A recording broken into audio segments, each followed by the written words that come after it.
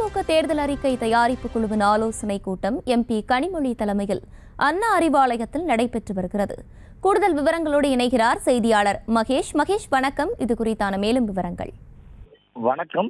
திமுக தேர்தல் அறிக்கை தயாரிப்பு குழுவினுடைய கூட்டமானது இறுதி கட்டத்தை எட்டியுள்ளது. குறிப்பாக சென்னை தேனாம்பேட்டை அண்ணா அறிவாலயத்தில் இருக்கக்கூடிய இந்த இடத்துல பாத்தீங்கன்னா சற்று நேரத்துக்கு முன்பாக திமுக மகளிர் அணி செயலாளர் கனிமொழி தலைமையில இந்த தேர்தல் அறிக்கை தயாரிப்பு குழு கூட்டமானது நடைபெற்று வருகிறது. இதில் அமைச்சர்கள் TRP ராஜா, பழனிவேல் தியாகராஜன், சென்னை மாநகராட்சியுடைய மேயர் பிரியாராஜன் உள்ளிட்ட பலரும் கலந்துட்டு இருக்காங்க.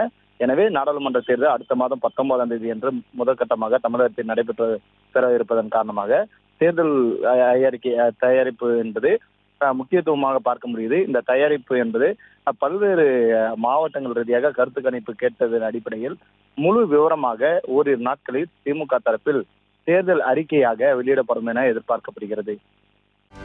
செய்திகளை உடனுக்குடனும் துல்லியமாகவும் தெரிந்து கொள்ள சப்ஸ்கிரைப் பண்ணுங்க.